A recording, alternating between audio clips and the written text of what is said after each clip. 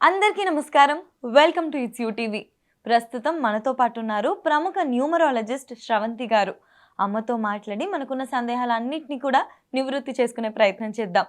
అంతకంటే ముందు ఇటువంటి ఆధ్యాత్మికపరమైన వీడియోస్ కోసం ఇప్పుడే మన ఛానల్ని సబ్స్క్రైబ్ చేసుకోండి. నమస్కారం అమ్మ. నమస్తే దాక్షాయిని. అమ్మ, ఇందాక ఎపిసోడ్లో మీరు గుప్త నవరాత్రుల గురించి ఒక మాట అన్నారు కదా, ఇప్పుడు దాని గురించే కంప్లీట్గా మాట్లాడుకుందాము. అలాగే. ఈ జూలై 15వ తారీఖు కదమ్మా ఈయన వారాహి అమ్మవారి గుప్త నవరాత్రులు మొదలయ్యేవి. ఎందుకు గుప్త అని అలాగ పేరు పెట్టారు దానికి, గుప్త నవరాత్రులు అని? ప్రకృతి మనకి ఇచ్చిన వరం ఏంటి అని అంటే ఎవ్రీ ఇయర్ మనకి ఎనర్జీ ఉన్న డేస్ ని మనకి అందించడం. అంటే ఎనర్జీ ఉన్న డేస్ ఏవి అని అంటే కనుక 4 నవరాత్రుల కింద మనం చెప్పుకోవచ్చు. 4 నవరాత్రుల్లో గుప్త నవరాత్రులు ఒకటి. అయితే శ్యామలమ్మకి సంబంధించినవి, లలిత అమ్మవారికి సంబంధించిన నవరాత్రులు, అలాగే దుర్గా అమ్మవారికి సంబంధించిన నవరాత్రులు శరన్నవరాత్రులు, అలాగే గుప్త నవరాత్రులు వారాహి అమ్మవారిని పూజించడానికి మనం ఈ ఆషాఢ మాసం స్టార్టింగ్ 9 days కూడా గుప్త నవరాత్రుల కింద చేసుకుంటాం. వారాహి అమ్మవారిని పూజిస్తాం. వారాహి అమ్మవారు లలిత పరభట్టారికాదేవికి సైన్యాధ్యక్షురాలు. అలాగే అమ్మవారిని మరి ఇప్పుడు ఆషాఢ మాసంలో ఈ రోజులు ఎందుకు ప్రాశస్త్యము అని అంటే గనక కాస్మిక్ ఎనర్జీ చాలా డిఫరెంట్గా ఉంటుంది అనమాట. మనం ఎప్పుడు కూడా మన బాడీకి ఎప్పటికప్పుడు కూడా ఎనర్జీని అందిస్తూ ఉండాలి. ఆ ఎనర్జీని అందించాలి అని అంటే భగవంతుడి ఉపాసన అనేది చాలా మంచి మార్గంగా మనం ఎన్నుకోవాలి అనుకోవచ్చు. ఏది చాలా ఫాస్ట్గా మనకి ఎనర్జీని ఇవ్వాలి, అలాగే మనకి ఉన్న మ్యాలిఫిక్ ఎఫెక్ట్స్ అన్ని కూడా ఫాస్ట్గా తొలగిపోవాలి. మనం ఏదన్నా అమ్మవారిని పూజిస్తే కనుక అమ్మవారికి అది తొందరగా అంది అమ్మవారి అనుగ్రహం మనకి రావాలి అని అంటే ఈ పర్టికులర్ 9 days మనకి చాలా హెల్ప్ఫుల్గా ఉంటుంది అనమాట. ఓకే, సో మీరు చూస్తే కనుక ఆషాఢ మాసం వచ్చే 9 రోజులు గుప్త నవరాత్రులు అని ఎందుకు అని అంటారు అని అంటే ఈ డేస్ అన్నీ కూడా మనం టోటల్గా మెడిటేట్ చేసి మనని మనం ఉద్ధరించుకోవడానికి చాలా బాగా పనిచేస్తాయి అన్నమాట. అందుకని ఈ 9 రోజులు మనం చేసే పూజ మనకి మాత్రమే తెలిసి ఏమ్మా ఏం నైవేద్యం పెట్టాం అమ్మవారికి ఇవ్వాలనంటే నేనా అండి లడ్డూలు చేయమన్నారని చెప్పి పొద్దున్నే లేచి మడి కట్టుకుని లడ్డూలు చేశానండి. ఇలాంటివి ఏవి కూడా బయట చెప్పుకోకుండా కేవలం ఇన్నర్గా మనం ఎదగడానికి లోపల మన ఇన్నర్ వాయిస్ అనేది ఒకటి ఉంటుంటుంది. మనం చెడు చేస్తున్నా, చెడు ఆలోచనలు చేస్తున్నా, చేయకు ఇది కరెక్ట్ కాదని చెప్తుంది. దాన్ని మనం తొక్కి నొక్కి పెట్టేస్తాం. ఆ ఇన్నర్ వాయిస్ వినేటట్టుగా మనం సంసిద్ధం చేసుకోవడానికి, అలాగే మనని మనం పూర్తిగా అమ్మవారికి సమర్పించుకోవడానికి 9 రోజులు మనకి ఉపయోగపడతాయి. గుప్తము అంటే ఏంటి అని అంటే ఎవ్వరికి ఏమి చెప్పకుండా బయట ఎక్కడ పడకుండా నీకు నువ్వు అమ్మవారికి సమర్పించుకో అని చెప్పడం. ఎక్కడైతే నేను అన్న మాట, నేను ఇది చేశాను అనేది వస్తుందో అహంకారం అనేది బయటకు వస్తుంది. సో అహంకారం అనేది రాకుండా పొడసూపకుండా ఉండాలి అంటే నువ్వేం చేస్తున్నావో నీకు మాత్రమే గుప్తంగా తెలుస్తూ నిన్ను నువ్వు సమర్పించుకోవడం అమ్మవారికి, కాబట్టి గుప్త నవరాత్రులు అని అన్నారు. ఓకే ఓకే, అంటే మనం చేస్తున్న సంగతి ఎవరికి చెప్పుకోకూడదు. అలా అని మరి మీరు గోత్రనామాలు తీసుకుంటారు కదా అని నన్ను అనొచ్చు. అయితే నేను గోత్రనామాలు తీసుకుని వాళ్ళకి ఏం చెప్తాను అంటే మేము కట్టాము చేసాము అని మీరు ఎవరికి చెప్పద్దు. మీరు మామూలుగా లైవ్ లో చూసి దండం పెట్టుకోండి. గుప్తంగా చేసినట్టే కదా. మనకి ఇంట్లో చేయడం కుదరదు అని అన్నప్పుడు ఎక్కడైతే మనం చేస్తున్నామో, నా దగ్గర కాదు ఇంకో దగ్గర ఎక్కడైతే చేస్తున్నారో వాళ్ళకి సహకరించడం అనేది ఇంపార్టెంట్. ఎవరైతే చేస్తున్నా వాళ్ళతో మాత్రమే కమ్యూనికేట్ చేస్తున్నాం, మళ్ళీ బయట ఎవరికి చెప్పట్లేదు. ఓకే ఓకే, సో అందుకని దీన్ని గుప్త నవరాత్రులు అని చెప్పేసి అంటారు. అమ్మ, ఒకవేళ ఎవరైనా ఫస్ట్ క్వశ్చన్ అమ్మ, ఇంట్లో మనం చేసుకోవచ్చా? ఏం సందేహాలు? చేసుకోవచ్చు, ఎటువంటి సందేహం పెట్టుకోక్కర్లేదు. మీరు గనక ఎవరి చెడు కోరని వాళ్ళైతే గనక, ఎవరి చెడు కోరట్లేదు, మీకు మంచి జరగాలనుకుంటున్నారు, తప్పకుండా అమ్మవారిని పూజించవచ్చు. భయాలు సందేహాలు అక్కర్లేదు, లేవు. అలా అనుకుంటే రామకృష్ణ పరమహంస కాళికాదేవిని ఎందుకు పూజిస్తారు? ప్యూర్ ఫార్మ్ ఆఫ్ అమ్మవారు కదా కాళిక. అవునవును. చివరికి శివుడు కూడా చూసా ఇంత ఫియర్స్ గా ఉన్నారేంట అన్న ఫీలింగ్ లో ఉంచేంత కాళిక అమ్మవారు కదా. మరి ఎందుకు పూజించారు ఆయన? ఎవరన్నారు కాళిక నలుపు అని అంటారు? ఆయన కాళి నలుపా అంటారు. ఆయన బుక్ లో చూస్తే మీరు ఓకే. చాలా ప్రసన్న వదనంతో కాళికామ్మవారు ఆయనకు కనపడేదిట. మరి ఎందుకు కనపడింది ఆయనకి? అమ్మే శత్రువులకి మాత్రమే భయంకరంగా కనపడుతుంది, శత్రువుల్ని మాత్రమే ఆవిడ సంహరిస్తుంది, మనని ఏమనదు. అర్థమైందా? మనం ప్రేమతో ఉన్నప్పుడు ప్రేమగానే ఉంటుంది. కాశీలో మనకి అమ్మవారు అని చూస్తే గనక నాకైతే ఇట్లా చిన్న హోల్లోని చూస్తాము, ప్రసన్నంగా కనపడుతుంది నాకు. మరి మీరు ఉడిపిలో కృష్ణుడిని కూడా చిన్న కిటికీలోంచే చూస్తారు కదా, మరి ఉడిపి కృష్ణుడిని పూజించకండి అంటే, ఉడిపి కృష్ణుడిని పూజించకండి అంటే ఉడిపిలో చిన్న కృష్ణుడిని ద్వారంలోనే చూస్తారు. మీరు గాణగాపురంలో కిటికీలోంచే చూస్తారు పాదుకలని. ఎందుకు అలా పెట్టారు అంటే ఒక ఉడిపి కృష్ణుడిది వేరే కథ ఉంది, వేరే లీల ఉంది. కథ అని మనం అనుకోద్దు, వేరే లీల ఉంది. పంచముడిని లోపలికి రానివ్వకపోతే నువ్వు గుడిలోకి రాకూడదు, అప్పుడు చాలా ఇదిగా ఉండేవి కదా అని, రాకూడదు అని అంటే స్వామికి అలాంటివి ఏమంటావు, వెనక నుంచి కనపడుతున్నావు స్వామి నువ్వు అని కిటికీలోంచి చూస్తాడు ఆ భక్తుడు. ఇదిగో అని చెప్పి తిరిగిపోయాడు స్వామి. విగ్రహం తిరిగిపోతుంది అటువైపు. మరి ఆ కిటికీ చాలా పవర్ఫుల్ కదా, అందుకని అందరు అందులోంచే చూడండి స్వామి అనుగ్రహం మీకు అతనికి ఎలా అయితే మీకు లభించిందో మిగతా మీ అందరికి కూడా ఇలానే లభిస్తుంది అని చెప్పి చూపించారు. అలాగే గాణగాపురంలో కూడా స్వామివారి పాదుకలు చాలు, అంత ఎనర్జీ చాలు, మనకి ఎంతో అక్కర్లేదు. కాశీలో అమ్మవారిని ఆ రంధ్రంలోంచి చూసినంటే ఆ ఎనర్జీ చాలు అమ్మవారిది మీకు, ఇంకంతకంటే అక్కర్లేదు. అంత ఎనర్జీలో చూస్తేనే మీకు సరిపోతుంది అనుకున్నప్పుడు అలాంటి అమ్మవారిని జస్ట్ అంతే ఎనర్జీతోనే ఫోటోలో ఉంటుంది కదా, అక్కడ విగ్రహంలో ఉన్నంత ఎనర్జీని మనం తీసుకురాగలుగుతామా మన ఫోటోలోను మన విగ్రహంలోను? ఆ కొంచెంలో ఉన్న ఎనర్జీలో ఆ కొంచెంలో ఇంకా ఇంకా కొద్దిగా తీసుకొని వచ్చి ఈ ఫోటోలో పెట్టుకుంటాం, ఈ విగ్రహంలో పెట్టుకుంటున్నాం. అమ్మా మా మీద దయ ఉంచు తల్లి అని చెప్పి దండం పెట్టుకుంటున్నాం. శత్రువులు అనేవాళ్ళు ఎలా హింసిస్తున్నారు అనేది నా దగ్గరికి వచ్చిన వాళ్ళని చూస్తాను. కొంతమందికి అదంటే నెగిటివ్ ఎనర్జీ ఇంపార్ట్ చేసిన వాళ్ళని చూసాను, కొంతమంది ఎందుకు బాధపడుతున్నారో తెలియదు అన్న వాళ్ళని చూసాను, కొంతమందికి పితృకార్యాలు చేయట్లేదన్న వాళ్ళని బాధపడుతున్న వాళ్ళని చూసాను, సొంత ఇల్లు లేని వాళ్ళని చూసాను, వైఫ్ అండ్ హస్బెండ్ తో ప్రాబ్లమ్స్, పెళ్ళిళ్ళు కాకపోవడం, ఇవన్నీ కూడా ఏ ప్రాబ్లం అయినా సాల్వ్ చేస్తున్నాం. వారు అమ్మ నువ్వు ఉన్నావా అని అడిగితే నేను ఉన్నానని చూపిస్తుంది. మీరందరికీ దండం పెట్టుకుంటున్నాను నేను, మరి మీరు ఎవరి కల్లో కనపడతారో నాకైతే తెలీదు. నా కల్లో కనిపించి ఈ ప్రాబ్లంకి నాకు స్వాంతన చేకూర్చండి అన్నప్పుడు నాకు వారాయి అమ్మవారే కల్లో కనపడ్డారు. అంత క్షిప్ర ప్రసాదిని అన్నమాట, fast action, because she is in army. అంతే కదా, సో డెఫినెట్ గా ఫాస్ట్ గా అవుతుంది. అయితే అమ్మవారిని నువ్వేం అడగాలనేది నువ్వు నిర్ణయించుకోవాలి. ఈ రోజున నువ్వేదైతే తీసుకుంటావో అదే నీకు వస్తుంది. హిరణ్యకశిపుడు లాగా అదేమిటి నేను పొద్దున చచ్చిపోకూడదు రాత్రి చచ్చిపోకూడదు అంటే సాయంత్రం చంపుతాడు. అదే అర్థమైందా నీకు? నేను బయట చావకూడదు ఇంట్లోనూ చావకూడదు అంటే గడప మీద చావు.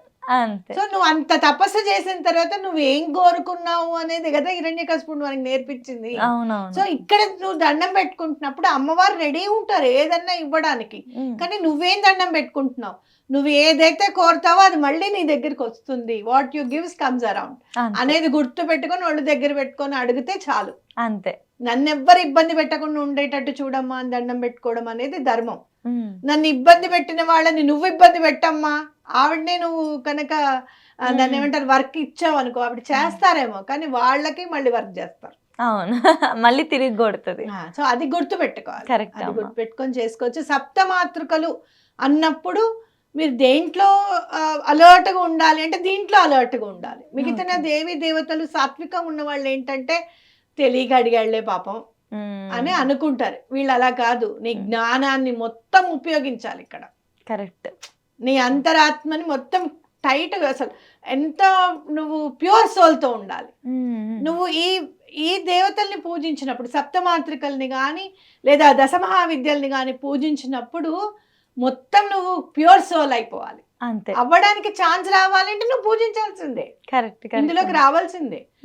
ఇప్పుడు నేను 10th క్లాస్లోనే ఉంటానండి, నేను ఇంటర్మీడియట్కి రావాలంటే ఇట్స్ వెల్ అండ్ గుడ్ కాదు. ఇంకా నేను ఏదైనా నేర్చుకోవాలి, సృష్టి ఎట్లా వచ్చిందని నేర్చుకోవాలి, అసలు ఎందుకు ఆగిందో, ఎందుకు విష్ణుమూర్తికే అంత అవకాశం లేని భగడాముఖి ఎందుకు చేసిందో నేను తెలుసుకోవాలి అనుకున్నప్పుడు ఆవిడ గురించి దశమహావిద్యల్లోకి రావాల్సిందే. అంతే, కరెక్ట్. నువ్వేం చేయగలుగుతావు, ఆవిడని తలుచుకుంటే నువ్వు ఎలా దండం పెట్టుకోగలుగుతావు, దేన్ని అచీవ్ చేయగలుగుతావు అనేది నీకు అనుభవంలోకి రావాలి అంటే దశమహావిద్యల్లోకి రావాల్సిందే. అలాగే లలిత అమ్మవారు అసలు వారాహి అమ్మవారిని ఎందుకు ఉద్భవింపజేశారు? అంత పియర్ స్వామి అయితే లలిత అమ్మవారు ఎందుకు ఉద్భవింపజేస్తారు అసలు? అవునవును, ఏంటి రీజన్ అనేది తెలుస్తుంది కదా మనకి. మరి అలా లేకపోతే ఈ రాక్షసులు ఎట్లా సంహరింపబడేవారు? ఒక్కొక్కళ్ళకి రాక్షసులు ఉన్నారనుకో, ఒక్కొక్కళ్ళకి ఒక్కొక్క ఫార్మ్ ఆఫ్ గాడెస్ కావాలి. నేను ఇందులోనే సంహరించేస్తాను అనడానికి ఏం లేదు, అర్థమైందా? సో అందుకనే అమ్మవారు ఉపయోగిస్తారు. మీరు ఎన్నో బ్యాక్టీరియల్ ఇన్ఫెక్షన్స్ ఉంటాయి, ఒక్కొక్కటికి ఒక్కొక్క యాంటీబయాటిక్ వాడుతున్నాం. అలాగే ఇలానే రాక్షసులు కూడా కంటికి కనపడని వైరస్ లతోనూ బ్యాక్టీరియాలతోనూ ఎట్లయితే దెబ్బలాడుతున్నామో, మన కంటికి కనపడని మనలో ఉన్న రాక్షసత్వాన్ని కూడా మనం అలానే దెబ్బలాడాలి. అలా కంటికి కనపడని రాక్షసత్వం ఎక్కడన్నా ఉంది అని అంటే అది రూట్స్ నుంచి తీయగలిగేది దశమహావిద్యలు, సప్తమాతృకలు, వారాహి అమ్మవారు, శ్యామలమ్మ, వీళ్ళందరూ. So you are doing some sort of degree అనమాట ఈ స్టేజ్కి వచ్చావు అని అంటే. లేదండి నాకు 10th చాలండి అంటే ఇట్స్ ఓకే, ముందుకు రావాలి అని అనుకుంటే ఇది చేయాల్సిందే. అమ్మ ఇప్పుడు ఈ వీడియో చూసే వాళ్ళకి ఖచ్చితంగా చేయాలి అనిపిస్తుంది కదా.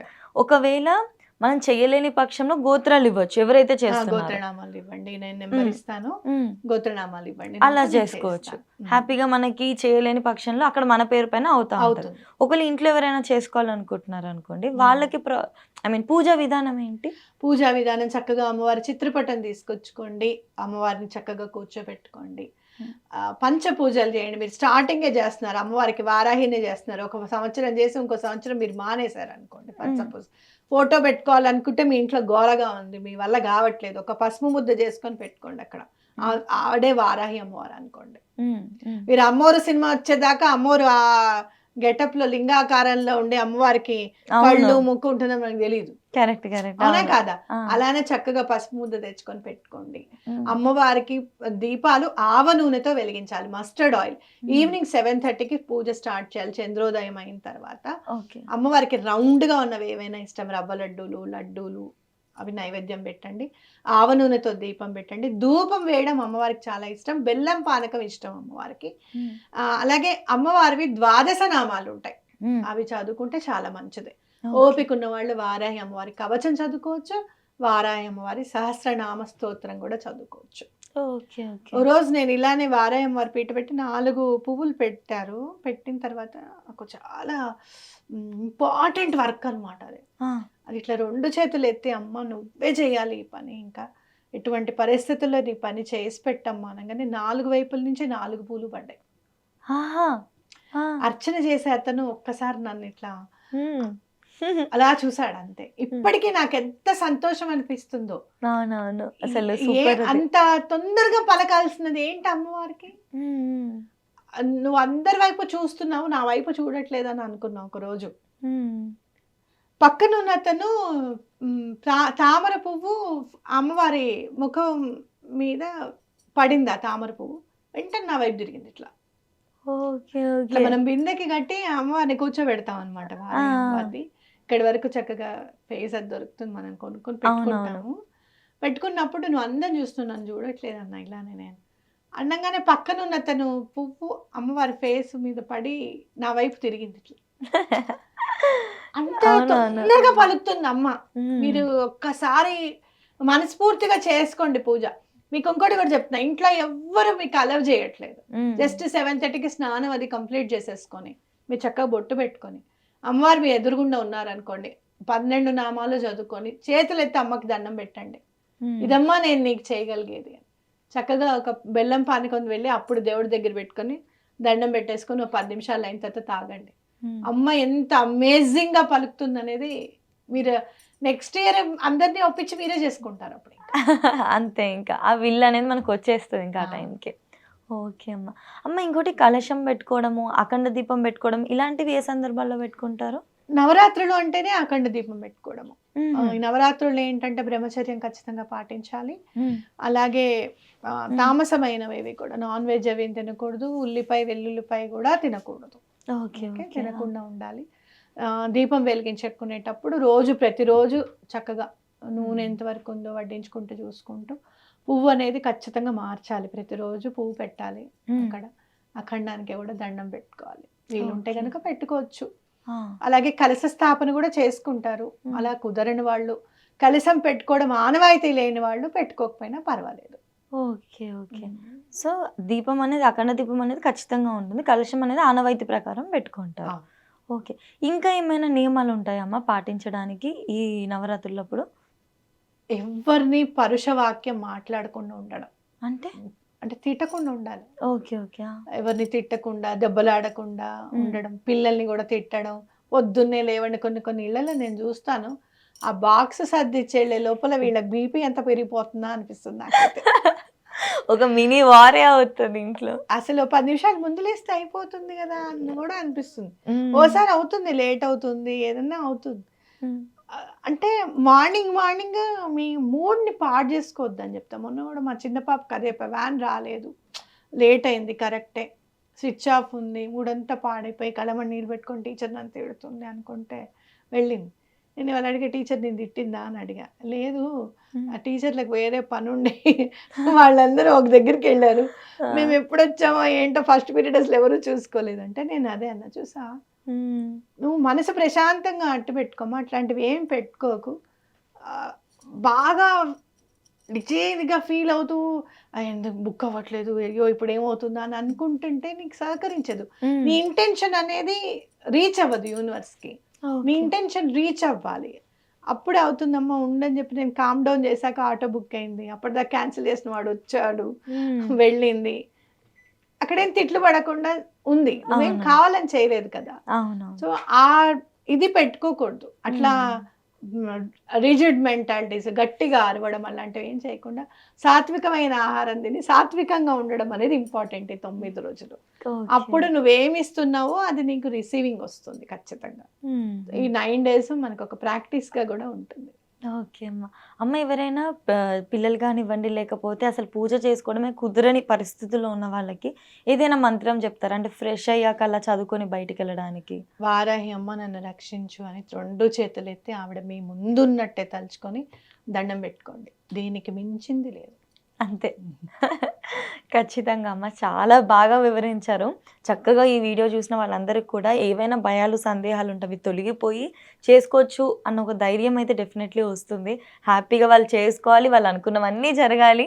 మీరే చెప్పారు కదా! 350 మెంబర్స్ మీకు గోత్రాలొచ్చాయి. ఇంకా వస్తూనే ఉంటే ఆపేశారు. అవును. We have stopped it. ఆ! ఇంతకంటే మేము చదవలేము హ్మ్. అని హ్మ్. చెప్పి ఆపామప్పుడు. అంటే ఎంత నమ్మకం ఉంటే అంత ఇదిగా వస్తారు చెప్పండి. అవును. నాకు తెలిసినంత వరకైతే అంత ఉండదు అసలు.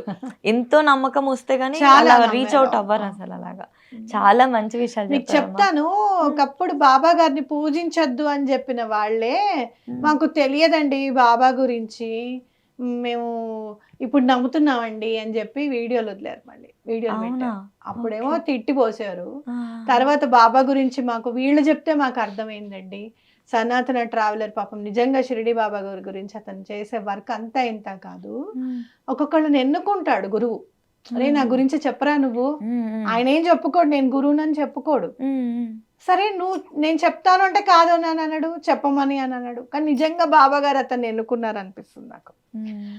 అతను చేసినందువల్ల వాళ్ళు మళ్ళీ అయ్యో! బాబా గురించి మాకు తెలియక మేము మాట్లాడాము. హ్మ్. తెలియక మేము బాగాము అని చెప్పి అన్నారు.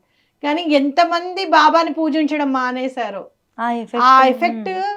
ఎక్కడికి పోదు. ఆ పాపం ఎక్కడికి పోదు సారీ చెప్పినంత మాత్రాన. కరెక్ట్. కానీ ఇప్పుడు గూడా వారాయం అని చక్కగా లైన్‌లోకొచ్చారు, పూజించుకుంటున్నారు, పనులవుతున్నాయి అనుకున్నప్పుడు, హ్మ్. అప్పుడు ఇట్లానే వారాయి అమ్మవారిని పూజించొద్దు అని చెప్పి హ్మ్. అనడము. చాలా మంది ఫోటోలు వాటర్‌లో వేసేయడము, గుళ్ళల్లో పెట్టడం చేశారు. హ్మ్. నాకైతే అనిపిస్తుంది, నువ్వెవరిని పూజించాలనుకున్నావో నువ్వే నిర్ణయించుకో. హ్మ్. హ్మ్. నేను చెప్పాను నాకు ఈ పనవుతుందండి, పలానా స్కూల్ బావుంటుందండి అని నేను చెప్పాను. నువ్వొచ్చి జాయిన్ చేసుకో. హ్మ్. హ్మ్. స్కూల్ పిల్లలు ఆ వాతావరణం ఎట్లా ఉంది ఏంటని బాగుందా లేదా అనేది నేను చెప్పిన తర్వాత చూసుకుని జాయిన్ చేసాం. దానిలో సంవత్సరం చదివితే కదా పిల్లలు ఎలా అని తెలుస్తుంది. అవునవును. అవునా కాదా? కరెక్ట్ కరెక్ట్ అమ్మా. నువ్వు నేనేదో చెప్పాను పక్కవాడేదో చెప్పాను ఇట్లాంటి వాటి మీద మన మనసు ఎప్పుడూ కూడా ఉండకూడదు. అందులో దత్తాత్రేయ స్వామి అయితే బాగా టెస్ట్ చేస్తారు. నన్ను వదిలేస్తారా గట్టిగా పట్టుకుంటారా అని. భగవంతుడు కూడా టెస్ట్ చేస్తాడు. ఎందుకు టెస్ట్ చేయాలి భగవంతుడు? నువ్వు వెళ్తావు వంకాయలు చూస్తావు పుచ్చుందా గుచ్చుందా అని చెప్పి 4-5 సార్లు తిప్పి తీసుకో. అవునవును. అవునా కాదా? ఏమండి యాపిల్స్ ఎర్రగా ఉన్నాయని చెప్పి తీసుకున్నామండి, కొయ్యంగానే పుచ్చుందండి అని చెప్పు. అవునా కాదా? సో నిన్ను కూడా భగవంతుడు టెస్ట్ చేస్తాడు. ఆయన కలుపుకోవడానికి ఉత్తిగా ఇచ్చేస్తాడు ఆ మెరిట్ మోక్షం ఇయ్యడు కదా. ఆయన పెట్టే టెస్ట్లు ఆయన కూడా చేస్తూ ఉంటాడు. ఆయనే టెస్ట్లు పెడతాడు, ఆయనే పాస్ చేపిస్తాడు. కాబట్టి వదిలిపోకూడదు. ఎవరో ఏదో చెప్పారు అని చెప్పి మనం ఆగకూడదు ఇక్కడ. ఖచ్చితంగా చాలా మంచి విషయాలు తెలియజేశారమ్మా. ధన్యవాదాలు.